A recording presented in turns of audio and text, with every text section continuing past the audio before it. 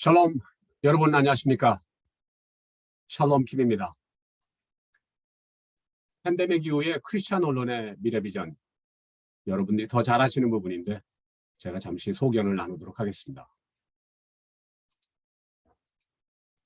먼저 세계 한인 기독 언론 협회의 비전 워크숍 개최를 축하드리고요. 이를 위해 수고하신 이영선 회장님과 임원, 회원 여러분들께 감사를 드리고 또한 응원을 드리지 않을 수 없습니다. 여러분들은 최첨단 산업과 사역을 하시는 분들이죠. 일찍이 우리 조상 봉이 김께서는 세계 어느 누가 물을 팔기 전에 대동강을 파신 분이잖아요. 근데 여러분들께서는 봉이 김보다 더 뛰어나신 분들이다. 이유는 봉이님께서는 물을 파셨지만 여러분들께서는 물보다 더 고차원적인 것을 팔고 계시죠. 에어를 띠를 받고 파시는 분들. 요즘 대부분의 기독 언론들이 방송을 하시니까 에어피 방송들을 받으신다는 설정으로 한번 웃어보았습니다. 오늘 제가 드릴 말씀은 우선 다음 에베소 2장 2절에 근거합니다. 그때 너희는 그 가운데 생하여 이 세상 풍조를 따르고 공중의 권세 잡은 자를 따랐으니 곧 지금 불순종의 아들들 가운데 역사는 영이라. 아멘. 공중 권세 잡은 자, the ruler of the kingdom of the air. 영적으로는 마귀고 세상적으로는 그의 영향을 받는 방송과 언론이 중요한 역할을 한다고 공감이 되시죠? 사실 공중 권세, 진정한 공중 권세는 주님께서 가지고 계시고 우리에게 위임해 주신 부분이고 특별히 방송, 에어를 통해서 방송하시는 여러분들에게 더 중요한 의미가 있다고 생각합니다. 인기인을 아이돌이라고 부르는데 성경적으로는 우상이죠. 세상적으로 방송과 언론이 공중 권세 잡은 마귀에게 영감을 받은 불순종의 아들들인 인기 아이돌을 통하여 시대를 주도해 나가고 있죠. 기독 언론은 그것을 고칠 역사적 사명을 가지고 있다고 봅니다. 그래서 우선 불순종의 아들들의 역사한 시대에 대해서 살피고 팬데믹 이후 세계 한인 기독 언론 협회가 가졌으면 하는 비전에 대해서 살펴보도록 하겠습니다. 먼저 세상 풍조와 시대 정신을 살필 텐데요. 창세기 상황부터 볼까요? 뱀이 아담과 이브를 미혹해서 광야로 쫓겨나온 이후에 세상은 카인과 셋의 후손들로 나뉘어 발전하죠. 그런데 출 에덴 이후에 세상 풍조는 주로 카인의 후손들이 주도한 것 같습니다. 카인은 성을 쌓는 건축수를 처음 주도했고요. 카인의 6대 손인 야발은 목축업의 시조, 그의 아우 유발은 수금과 퉁수동 연해 사업의 시조가 됐죠. 그의 아우 실라의 아들 두발가인은 구리와 철기 문화를 주도하는 시조가 되었습니다. 왜 그럴까요? 카인의 후예들이 이렇게 시대를 주도해 나갈 수 있었던 이유는 에베소 2장 2절이 답을 줍니다. 세상 풍조는 공중 권세 잡은 영에 순종하는 이들에 의하여 발전되었다는 것입니다. 이것은 오늘날에도 어느 정도 사실인 것 같습니다. 사탄의 영감을 받은 이들이 언론을 장악하고 다양한 세상 풍조를 주도할 이슈들을 가지고 시대를 주도하고 있습니다. 이제부터는 서양 철학사에 근거하여서 창세기 이후의 세상 풍조를 살펴보도록 하겠습니다. 그것은 프리모던, 모던, 포스트 모던의 순서가 될 것입니다. 이런 시대 구분은 사상적 특성과 더불어서 그것을 뒷받침해주는 산업적 특성을 가지고 있죠. 먼저 프리모던을 살펴볼까요? 프리모던 시대는 농경 문화를 중심으로 발전했습니다. 그래서 서양사에서는 1608년 이전까지를 프리모던으로 잡을 수 있는데요. 시대 구분을 하면서 특정 연도를 잡는 것은 매우 무모한 일이 아닐 수 없습니다. 근데 제가 여기서 연도를 특정하는 것은 산업화 차원 속에서 특별한 변곡점이 되는 때를 잡은 것입니다. 프리모던 시대는 불순종의 아들들이 잘못된 진리와 상식에 근거한 전통을 고수함으로 각종 병폐들을 양산했던 시대입니다. 그래서 프리모던은 프리모던의 비전은 전통에 따라 잘 유지되는 문명. 사명은 모든 사람이 종교, 정치, 가정에서 전통적 질서, 가르침을 따르게 하기 위해 존재한다. 쯤으로 정돈할 수 있을 것입니다. 이런 프리모던이 지나면서 이제 모더니즘이 시작되는데요. 모던의 비전은 막연한 전통을 초월하여 과학적 합리성, 효율성으로 발전한 문명. 그리고 사명은 모든 학문에서 증명 가능하고 반복 가능한 과학적 합리적인 사고와 기술로 발전하기 위해 존재한다. 쯤으로 정돈할 수 있겠고요. 모더니즘의 이런 시대 정신은 산업혁명을 촉발시킬 수 있는 토양을 만들어줬고요.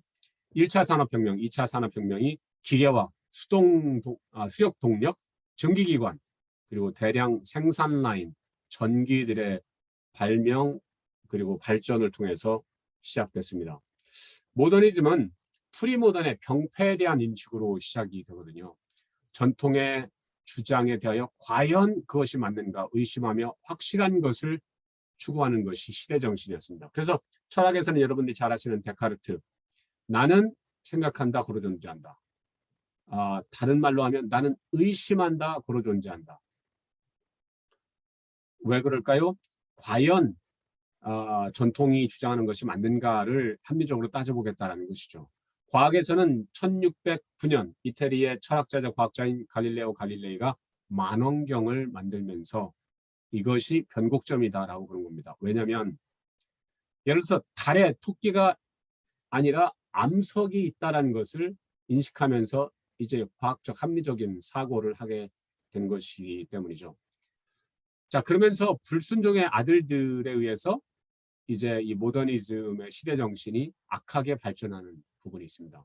생물학에서는 다윈의 진화론, 철학에서는 다윈의 영향을 받은 니체의 무신론, 정치에서는 다윈과 니체의 영향을 받은 마르크스, 엥겔스의 공산주의. 네, 모더니즘은 신은 필요 없고 인간의 과학기술로 유토피아를 건설할 수 있다고 믿었습니다. 그러니까 산업발전으로 개발된 대량 살상 무기를 통해서 1, 2차 세계대전이 치러지면서 정말 현타, 현실 타임을 가지면서 혼돈에 빠지게 됩니다. 그러면서 그간 유럽, 남자, 기독교, 과학을 중심으로 하던 것에서 더 깊은 회의에 빠지게 되고 유럽 문화가 아닌 아시아, 아프리카 문화, 남자가 아닌 여자, 과학이 아닌 영성, 기독교가 아닌 다른 종교, 절대성이 아닌 상대성, 단체가 아닌 개인, 국가가 아닌 기업, 주어진 정보가 아닌 개인화된 정보로 관심사의 무게중심이 이동하게 되죠. 이것들이 포스트모더니즘의 특성입니다. 포스트모더니즘의 시발점을 알리는 산업혁명의 변곡점은 어디 있을까요? 컴퓨터입니다. 1936년 영국의 앨런 튜링이 컴퓨터 계산법에 근거한 튜링 기계를 만들었고 2차 세계대전 당시 독일군의 암호 생성기 애니그마를 대처하기 위해서 영국이 튜링을 위주로 1941년 프로그램이 가능한 짐승 비스트라는 별명의 최초 전자식 컴퓨터 콜로서스를 만듭니다. 이 시대 역사는 불순종의 아들들의 역사는 상대주의와 혼합주의를 통해서 성경적 절대성을 약화시켰죠. 포스트모더니즘의 비전과 사명은 다음과 같습니다. 비전은 모든 다양성이 통합적으로 인정되고 존중되어 효율성 있는 문명. 사명은 인간의 영혼욕의 모든 요소들과 모든 문명이 각각의 가치를 존중받으며 다양성 속의 통합을 통해 문명을 발전시키기 위해서 존재한다. 쯤으로 말할 수 있을 것입니다. 포스트모더니즘의 상황에서 3차 산업혁명이 촉발이 되고 컴퓨터 그리고 자동화의 물결들이 일어나죠. 포스트모더는 이미 여러분들께서 자주 들으셨기에 그래도 친숙하시죠? 그러면 앞으로는 어떻게 될까요? 제가 비전에서에서 제안하는 시대 개념이 있는데 한번 주목해 주시죠. 그 시대의 이름은 포스트 모탈리즘입니다. 포스트 모탈 시대. 그리고 이 시대는 이미 시작되었다고 저는 주장합니다. 왜 그럴까요? 여러분, 제가 왜 지금 포스트 모탈리즘의 시대라고 하는지 매우 궁금하시죠? 그렇다면 포스트 모탈리즘은 어떤 변곡점을 가지고 있을까요? 2017년 10월 25일 사우디아라비아에서는 최초로 소피아 한슨이라는 여자가 시민권을 받습니다. 한 여자가 시민권을 받는 것이 뭐 이렇게 대수일까요? 그런데 그 여인은 성인 로봇이었습니다.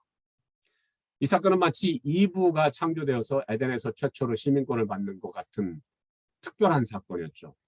인공지능이 말을 하고 자신의 정체성을 갖게 됐다는 것입니다.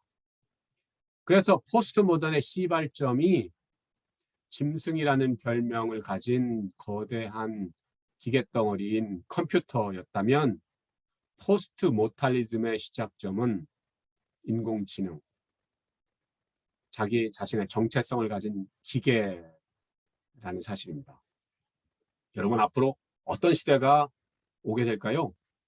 앞으로 시대는 포스트 모탈의 시대입니다. 이게 무슨 뜻일까요? 영어 단어 모탈이라는 말에 포스트가 붙어 포스트 모탈인데요. 그러면 포스트 모탈 시대는 과연 어떤 세상이 될런지 영어 뜻을 살피고 모탈이라는 뜻을 살피고 거기에 포스트 모탈이 될 때는 어떤 일이 벌어지는지를 설명드리도록 할게요. 모탈의 뜻은 여러 가지가 있는데요. 죽을 수밖에 없는 육체성에, 죽을 수밖에 없는 생명성에, 피조물 차원의 인간성, 그리고 지구의 상황에 국한된, 지구의 상황은 태양계를 존재로 하죠. 시간과 공간의 제약성을 가지고 이 세상에 살아가는, 그리고 죽음을 야기하는 치명적인 잔인한 씁쓸한 이런 뜻을 가지고 있습니다. 그런데 여기에 포스트가 붙으면 포스트는 탈, 후, 초, 극 뭐 이런 뜻을 가지고 있는데요. 탈육체성, 탈생명성, 탈인간성, 탈지구성, 탈대면성, 초치명성들의 시대다라고 저는 정의를 합니다. 왜 그런지 설명을 드릴게요. 예를 들어 탈육체성이다. 여러분, 이제는 뭐 신장이식, 간이식 이런 말이 자연스러운 시대가 됐죠. 그런데 앞으로는 지금은 누구 거를 받아야 되는데 앞으로는 그것을 배양해서 자기의 DNA에 딱 맞는 장기들을 이식하게 됩니다. 그래서 장기 대체로, 장기 이식으로 원육체의 제약성을 탈피한다. 그래서 아파? 그러면 무조건 장기를 치료하는 게 아니라 그냥 새 장비로 마치 바디샵에서 자동차 부품을 가는 것처럼 갈면서 원육체의 제약성을 탈피하게 된다는 거고요. 탈생명성. 옛날에는 신장이 안 좋으면 그냥 다른 거 다 좋아도 죽어야 되는데 이제는 신장만 갈아주면 원래의 생명의 제약성을 탈피하게 된다는 거죠. 탈인간성이라는 것은 뭐냐면 인간이 피조물성을 벗어날 수가 없었는데 이제는 사이보그 AI들을 창조하는 인간이 됐다는 것입니다. 그래서 누구는 유발 하리스인가요? 호모데우스, 신적인 인간이 되는 시대다라는 얘기를 하는데 어느 부분 맞습니다. 그러나 호모데우스 시대보다 포스트 모탈 시대가 이 시대를 한 단어인데 포괄적으로 설명을 해주죠.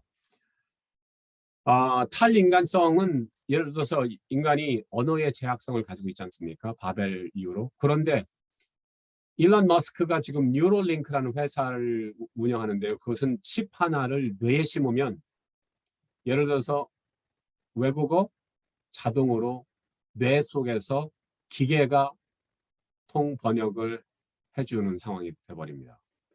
그래서 인간의 제약성들을 이제 벗어나게 되는 거죠. 탈지구성은 뭘까요? 여러분, 갈수록 지구가 혼탁해지고 그 인간에 대한 적대적이 되잖아요. 가뭄, 홍수, 지진, 산불 뭐 이런 것들로 인해서요. 그래서 인간이 살아갈 수 없는 적대적인 상황이 된다. 1도, 2도, 3도, 4도, 5도, 5도 올라가면요. 인간이 지구에 살 수 없는 상황이 된다라고 합니다. 자, 그래서 이 소식을 들은 일론 머스크는 그래? 그러면은 다른 행성으로 가면 되지. 그래서 2035년까지 인간을 화성에 착륙 혹은 정착시킨다. 그래서 행성 식민지화를 꿈꾸고 있습니다. 그래서 탈지구화를 꿈꾼다.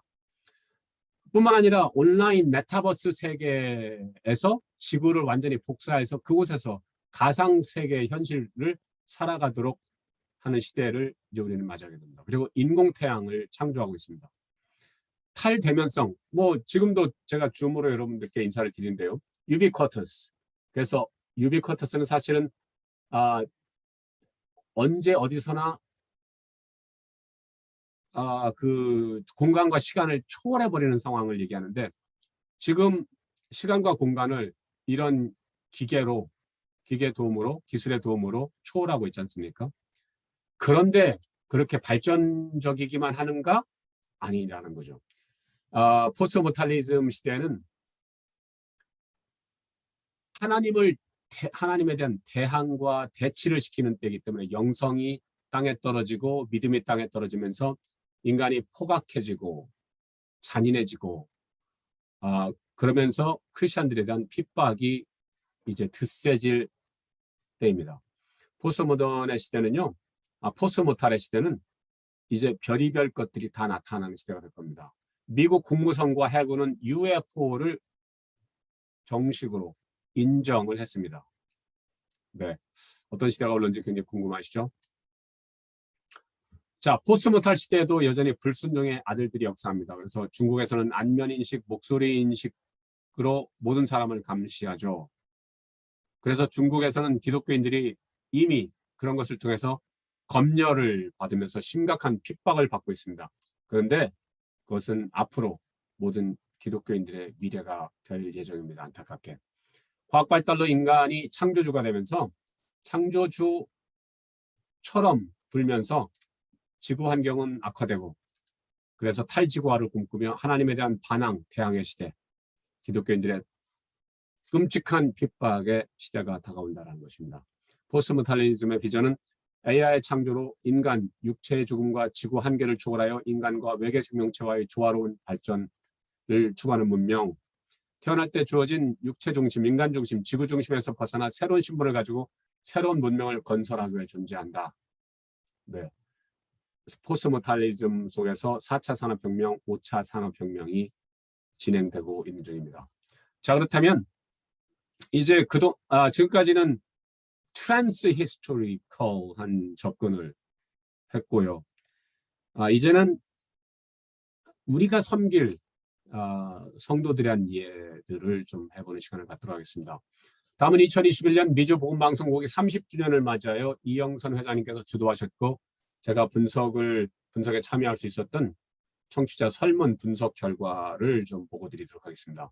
이것은 당연히 미주복음방송국의 특성을 말해주지만 어느 부분은 공유할 수 있는 부분이 있다라고 생각이 됩니다. 346명이 참여했고요. 더 자세한 내용은 사료집을 참고해 주시면 대단히 감사하겠습니다. 설문에 참석한 주류는요, 각각의 질문에 가장 많은 사람이 대답한 것들을 모아보면 이렇게 됩니다. LA 카운티에 사는 미국 이민 30년 전후, 신앙생활 40년 전후, 한국계 미국인 이민 1세, 주로 한국어와 약간의 영어를 쓰는 1세대 믿음의 50대 여성 집사님들입니다. 그들의 가정은 대체적으로 자녀들과 자녀가 잘 되고 자녀들의 신앙과 미래에 대해서 낙관적입니다. 감사하죠. 그들은 방송국에 대해서 만명 선교 회원이고 차에서 10년 전부터 불특정 시간과 출근 시간에 주로 설교 방송을 들으며 앞으로 사회복지, 교육, 가정, 재정, 건강과 같이 삶과 연관된 방송 프로그램을 듣기를 원합니다. 팬데믹 상황에서 교회 출석은 1000여 명 이상의 교회에 출석하며 그간 팬데믹 상황에서 온라인 단방향 설교식 라이브 예배를 드렸고, 코로나 종식 후에는 예배 현장 대면 예배를 교회 현장 대면 예배를 선호하고 이전과 같은 열정으로 출석할 예정이라고 합니다. 그들이 보는 이민교회는 개혁과 혁신의 대상으로는 기독교 관련자 모두가 대해야 하며 코로나로 인하여 영적으로 나태한 것을 최대 문제로 인식하고 전반적 이민교회 문제로는 신앙과 삶의 불일치, 다음 세대 교육의 문제라고 생각하고 대안으로는 교회 및 예배 본질을 재정립해야 한다고 생각합니다. 다음 세대를 위해서는 세상 속에서 그리스도인으로 살아가는 방법을 알려주고 함께 해야 한다고 생각합니다. 지금부터는 이미 말씀드린 것들에 조금 이슈가 될 만한 것들의 세부 분석을 말씀드리겠는데요. 시간 관계상 짧게 보여드리고 가겠습니다. 특별히 노란색 하이라이트된 최고치와 중요하게 부상하고 있는 비전의 이슈를 주목해 주시고요. 복수의 답을 선택할 수 있었기에 퍼센트의 총합은 100%가 넘을 수 있다는 것을 알아주시면 감사하겠습니다. 향후 듣고 싶은 7가지 프로그램은 이렇고 22%는 비전 관련 프로그램을 듣기를 원했다라는 겁니다. 현재 이민교의 최대 문제 중 가장 높은 점수 7대 과제는 신앙과 삶의 불치, 그리고 비전 부재. 코로나19 사태 종식 후 교회 출석 계획에 대해서는 이전과 같이 참석하겠다가 59%. 코로나19 속에서 경험하는 7대 문제는 주도적인 숫자가 영적인 나태 현상을 들었고요. 15%는 암울한 미래를 들었습니다. 코로나19로 야기된 문제 해소를 위한 이민교회 대처 7대 과제로는 59%가 교회 및 예배의 본질 재정립, 36%가 믿음 위의 이 시대를 향한 비전 정립이 필요하다라고 왔고요. 청소년 청년 사역을 위해 교회가 우선적으로 할 7대 과제는 세상 속에서 그리스도인으로 살아가는 방법을 가르쳐주고 함께하는 것, 그리고 청소년 청년의 비전과 정체성을 알려주는 것으로 보았습니다. 지금까지 우리는 창세 이후 프리모던, 모던, 포스모던, 포스트 모탈의 거대한 시대 분석과 우리가 섬기는 성도의 설문 분석을 통해서 현 주소를 함께 살펴봤습니다. 이 설문에 참여하신 분들은 그래도 이민 생활에 정착한 긍정적이고 적극적인 분들이라고 보여집니다. 그러나 더 많은 분들, 더 연장자들, 더 연소자들의 정보가 덜하고 더 어려움 속에 있는 분들의 정보가 추가되어야 할 필요가 있다고 보여지죠. 그래서 지속적으로 나이테식, 그래서 매년 정기적으로 설문조사 연구가 필요하다고 여겨집니다.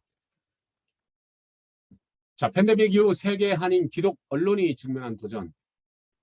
미래는 AI 등 산업 생태계 혁명으로 대량 실업의 쓰나미가 올 거다. 사악해지는 세태, 먹거리가 사라지고 적대적인 자연환경, 영성약화, 성도소 감수, 그리고 교회 핍박, 실업과 정부 보조금에 의존하여 살아가는 대다수와 극소수의 부유층들이 누릴 다양한 산업화, 복지의 양극화 시대로 예상된다. 자, 그렇다면 기독 언론의 위치는 어디쯤 될까요? 이런 상황에서 어쩌면 가장 힘든 분들이, 가장 중요한 분들이 기독 언론이 아닐까 싶습니다. 독자 감소, 헌금 감소로 인해서 재정적으로 어렵고 그것은 차세대 언론 사명자 양성에 어려움을 주겠죠. 이것은 기사와 방송의 질과도 직결이 되고 악순환이 가중될 수 있다고 여겨집니다.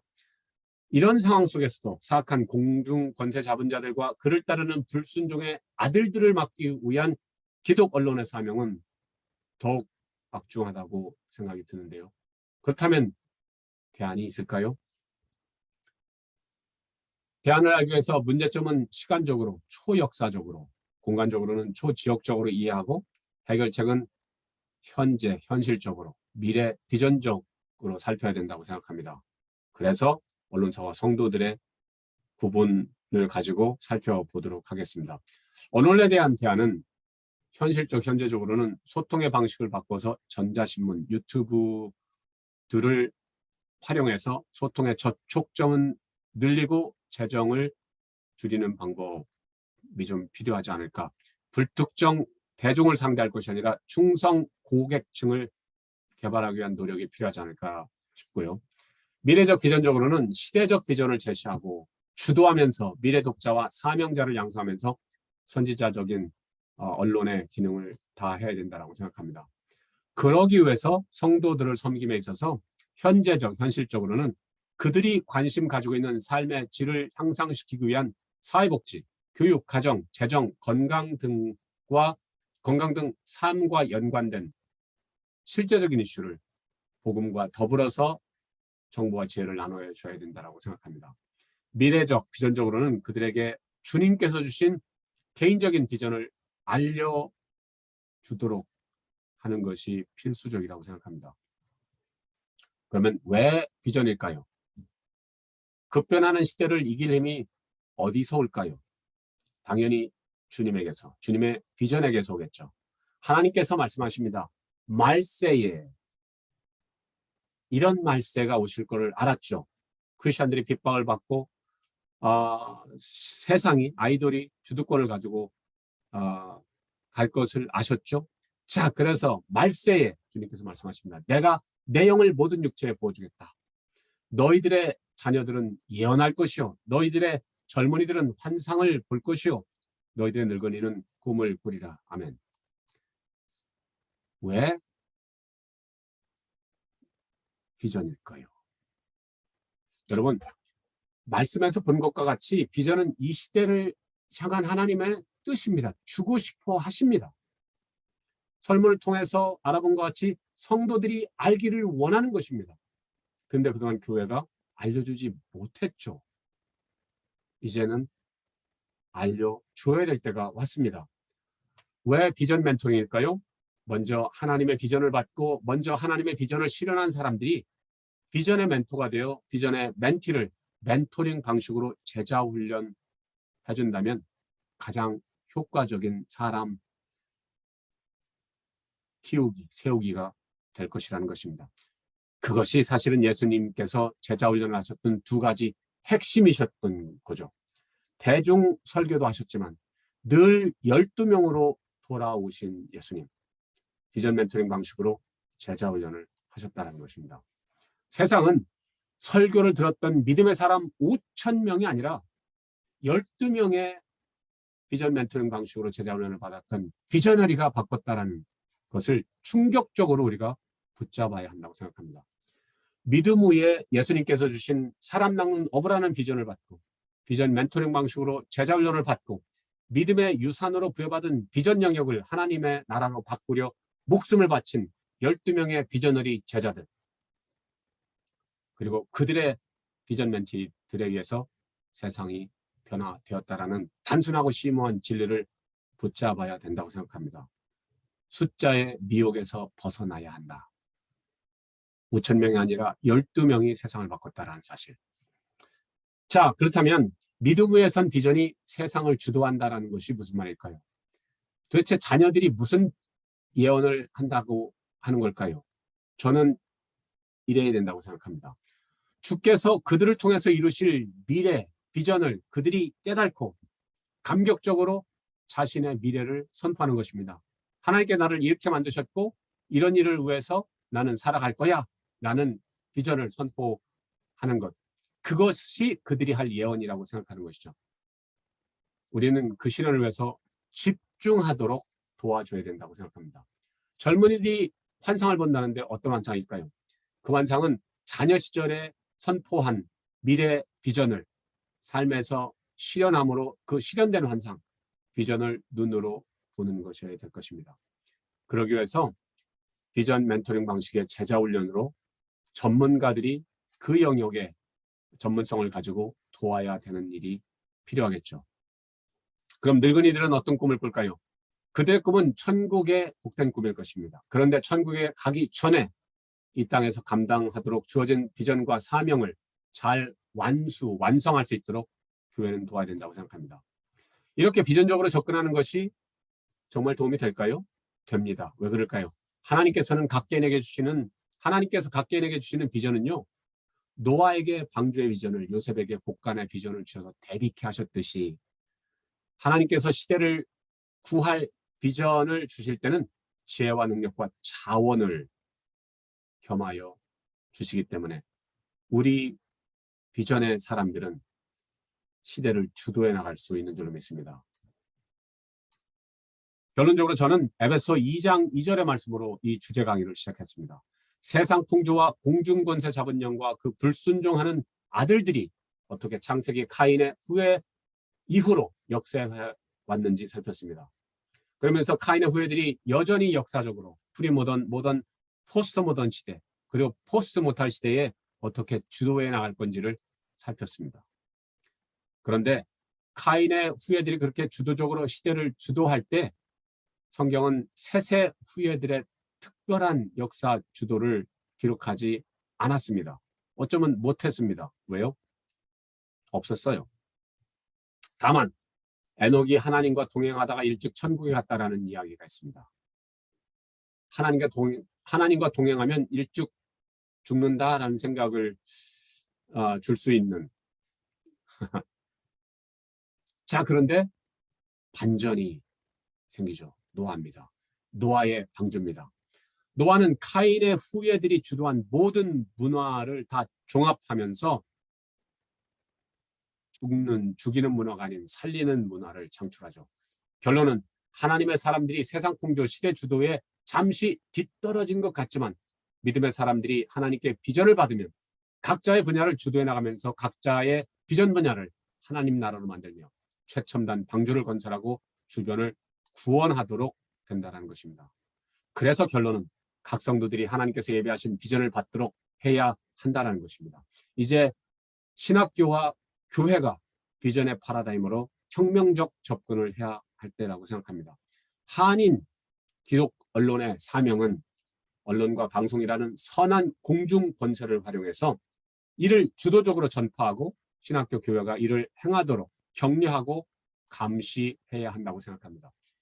그럴 때 각 비전 분야에서 요셉과 다니엘과 베드로와 발과 같이 비전의 사람들, 사명의 사람들이 우뚝 서서 주의 일을 대를 이어 섬기게 될 것입니다. 이런 일에 앞장서실 때 그 섬김을 통해서 은혜를 받고 비전 영역에서 주도적 삶을 사는 이들이 여러분들의 언론사를 소중히 여기고 기도와 재정으로 섬기며 또 누군가가 그 은혜를 받도록 할 것입니다. 그래서 주님의 비전 안에서 윈윈윈, 여러분의 독자, 청자, 시청자, 성도들이 이기고 여러분들이 이기고 궁극적으로 죽음이 주님께서 이기시도록 함으로 잘했다 칭찬받으시는 여러분 되시기를 주님의 이름으로 축원합니다. 경청해 주셔서 감사합니다. 샬롬, 안녕히 계십시오.